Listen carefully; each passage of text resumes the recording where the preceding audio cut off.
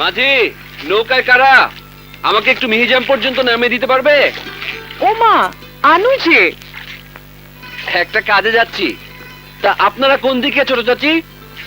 কাজলি শ্বশুর বাড়ি যাবো বাবা। তা বেশ, তো এসো না আমাদের নয়। কোথায় নামবে? মিহিজাম? জি, ওখানে কাল ফাইনাল খেলা আছে আমাদের। বেশ, তো এসো না আমাদের নয়। মাঝি, নৌকা ভেড়াও।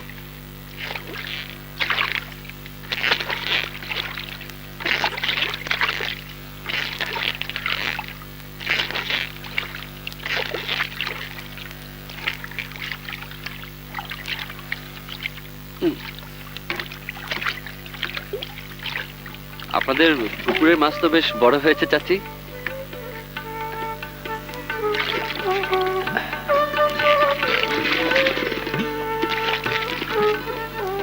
আপনাদের পেয়ে ভালোই হলো। অনেক কথা বলতে বলতে যাওয়া যাবে। আসলে অনেকক্ষণ ধরে দাঁড়িয়েছিলাম চাচি, এদিকে কোনো নৌকাই আসছিল না।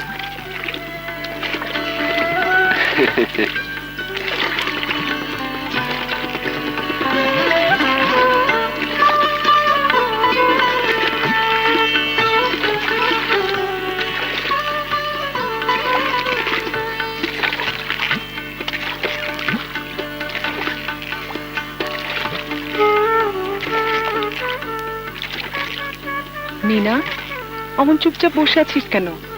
আনু কি আমাদের পর কেউ? ওর দাদা আর তোর নানাজি ফুফাতো মামাতো ভাই ছিল রে। আমাদের পরিচয় আছে। তাই নাকি? কই, মিনা তো কখনো কিছু বলেনি। শহরে তোমাদের বুঝে দেখাশোনা হতো আনু ভাই? ঠিক তা নয়, তোর আপার আমি একসঙ্গে ভার্সিটিতে পড়েছি, তাই চিনি। পড়াশোনা তো লাটে উঠেছে, নইলে খেলা মেলা কাপশিল্ড করে বেড়াবে কে? গায়ের ছেলেদের মাথা খাবে কে? আনু আবার কার মাথা খেলো? ওর জন্যই গ্রামের যুবকরা আনন্দ ফুর্তিতে আছে। তাঁতিরা কন্ট্রোল দরে কিছু সুতাও পাচ্ছে। আনু ভাই যেমন স্পোর্টসম্যান, তেমন ভালো গানও গায়। আনু ভাই, একটা গান করো না।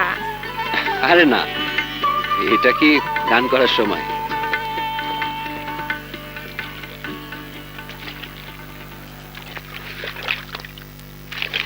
চাচি, ওই যে মিউজিয়ামের ঘাট এসে গেছে, আমি নামবো। মাঝি, ওই পাশটায় নৌকা ভেড়ান।